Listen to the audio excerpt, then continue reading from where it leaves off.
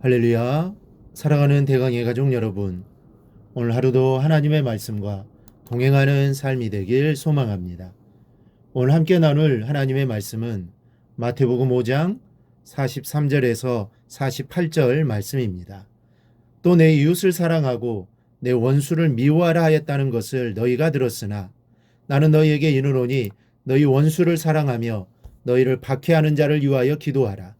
이같이 한즉 하늘에 계신 너희 아버지의 아들이 되리니 이는 하나님이 그 해를 악인과 선인에게 비추시며 비를 의로운 자와 불의한 자에게 내려주심이라. 너희가 너희를 사랑하는 자를 사랑하면 무슨 상이 있으리요? 세리도 이와 같이 아니하느냐? 또 너희가 너희 형제에게만 무난하면 남보다 더하는 것이 무엇이냐? 이방인들도 이같이 아니하느냐? 그러므로 하늘에 계신 너희 아버지의 온전하심과 같이 너희도 온전하라. 아멘. 기독교 신앙의 정수가 무엇이냐고 묻는다면 누구나 원수 사랑을 꼽을 것입니다. 레위기를 보면 원수를 갚지 말며 동포를 원망하지 말며 내 이웃 사랑하기를 내 자신과 같이 사랑하라고 기록하고 있고 율법도 바로 이 점을 강조하고 있습니다. 그런데 오늘 예수님께서는 다른 말씀을 하십니다. 율법이 내 이웃을 사랑하고 내 원수를 미워하라고 말씀하고 있습니다. 왜 이렇게 말씀하셨을까요?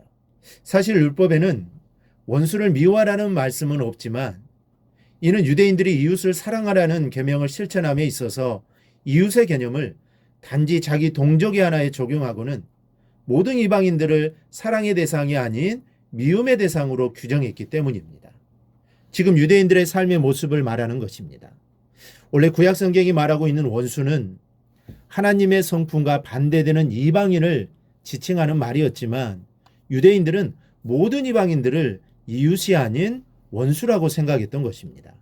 이런 유대인들 그리고 예수님을 따르는 제자들과 무리들에게 예수님께서는 원수를 사랑하며 너희를 박해하는 자를 위하여 기도하라고 말씀하십니다. 원수를 사랑하라고 합니다. 이 사랑은 자기 희생적인 순수한 사랑을 말합니다. 계산적으로 생각하면 원수를 결코 사랑할 수 없습니다. 그러기에 원수에 대하여 계산적인 사랑이 아니라 무조건적인 사랑을 베풀라는 요구입니다. 그리고 원수를 위하여 기도하라고 하십니다. 이건 명령입니다. 지체하지 말고 기도할 것을 말합니다. 그리고 45절을 보면 그렇게 할 때 비로소 하나님의 아들이 된다고 덧붙여 말씀하셨습니다. 그렇다면 하나님의 아들은 어떤 사람입니까? 아들은 아버지의 모든 것을 물려받을 수 있는 자격을 가진 사람입니다. 그러므로 물질이든 정신적인 것이든 인격적인 것이든 빼놓지 않고 물려받아야 아름다운 법인데 그중에서 가장 중요한 것은 바로 아버지의 성품을 물려받는 것입니다. 우리 그리스도인도 마찬가지입니다. 우리가 하나님의 아들이 되었다는 것은 하나님의 성품, 그 인격을 물려받아야만 하는 존재라는 말입니다. 그리고 실제 물려받은 사람을 가리키는 것입니다. 그렇다면 물려받아야 할 하나님의 성품이 무엇입니까? 오늘 말씀 45절을 보면 하나님이 그 해를 악인과 선인에게 비추시며 비를 의로운 자와 불의한 자에게 내려주심이라. 즉 자기 감정과 기분에 따르지 않고 은혜를 주시는 것, 이것이 하나님의 성품입니다. 여러분, 보통 사람들도 사람을 사랑하며 삽니다. 누구나 자기에게 헌신적이고 잘해주는 사람이 있으며 그를 사랑합니다. 부모들은 그 이상의 사랑도 합니다. 그리고 이런 사랑은 사람이 아닌 동물도 할 줄 압니다. 그런데 오늘 예수님은 우리 그리스도인들의 사랑은 그런 사랑을 능가해야 된다고 말씀하시는 것입니다. 여러분, 그리스도인들의 사랑마저 사람들이 자기를 어떻게 대하느냐에 따라 좌우되어서는 안 됩니다. 우리들의 사랑은 누구에게나 햇빛과 빛을 주어 그들의 생명을 활기차게 만드는 하나님의 사랑을 본받아 사랑해야 합니다. 하나님의 사랑이 모든 만물을 살게 하는 것처럼 하나님을 닮은 우리의 사랑도 우리의 모든 이웃에게 기쁨과 감동을 주는 것이어야 합니다. 가족이나 연인 또는 친구를 사랑하는 것은 별 노력 없이도 할 수 있습니다.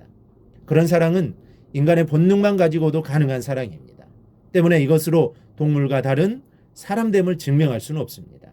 더구나 그리스도인을 증명하는 것은 불가능한 일입니다. 그래서 예수님께서는 그 이상의 사랑을 우리에게 요구하신 것입니다. 그러므로 여러분, 우리는 분명히 동물 이상인 사람들입니다. 더 나아가서 세상의 사람들보다 더 나은 그리스도인 곧 하나님의 자녀들임을 기억하시기 바랍니다. 그러면 어떻게 내 가족이나 나밖에 모르는 이기적인 우리들이 하나님의 사랑, 곧 원수 사랑을 실천할 수 있습니까? 단 한 가지 방법이 있다면 그것은 끊임없는 연습입니다. 100m 달리기를 0.1초라도 단축시키기 위해 끊임없이 노력하는 육상 선수들을 보십시오. 그들은 근육 강화제인 스테로이드계의 약물을 복용하면서까지 그 목표를 달성하기 위해 애를 씁니다. 물론 그것은 정당한 방법은 아니지만 그들은 그렇게 해서라도 소기의 목적을 달성하려고 모든 노력을 다한다는 점이 중요합니다. 우리도 각오하고 이와 같이 노력해야 합니다. 비성장적인 방법은 버리고 모든 노력을 다해야 되는 것이 우리에게 주어진 거룩한 의무입니다. 우리는 바리새인들을 그저 완고하고 예수님을 대적한 나쁜 사람들로만 생각하고 있습니다. 그러나 바리새인들의 노력만큼은, 그 율법에 대한 애정만큼은 우리의 생각을 초월할 정도로 열정적이라는 사실을 알 필요가 있습니다. 그 노력과 애정이 엉뚱한 방향으로 흘렀기 때문에 문제이지 그 노력하는 자세만큼은 혀를 내두를 정도인데, 그런데 예수님은 우리에게 이들보다 더한 노력을 기대하고 계십니다. 우리 사랑하는 성도 여러분, 우리가 노력해서 기어이 도무지 사랑할 수 없는 사람을 사랑하게 되었을 때 우리는 비로소 사랑할 줄 아는 사람이라고 말할 수 있을 것입니다. 그리고 우리의 이런 사랑이 위기 속에서 희망 없이 사는 우리 주변의 이웃들에게 꿈을 주고 용기를 주게 될 것입니다. 이러한 삶이 세상의 소금이 되고 빛이 되는 삶입니다. 우리는 이러한 삶을 살아가야 합니다. 이것은 해도 되고 안 해도 되는 것이 아니라 그리스도인이라는 마땅히 해야 할 일입니다. 왜냐하면 주님께서 우리에게 너희는 세상의 빛과 소금이다라고 말씀하셨기 때문입니다. 그리고 그렇게 살아가라고 말씀하셨기 때문입니다. 그러므로 우리 모두 사랑하기를 노력하여 사랑하며 살 수 있기를 바랍니다. 그리하여 하나님의 가녀다운 감동적인 모습을 세상 구석구석에 보여줄 수 있기를 주님의 이름으로 축원합니다. 오늘 묵상한 말씀을 굳게 잡고 삶으로 실천하며 살아내는 대강의 모든 성도들이 되기를 축복합니다.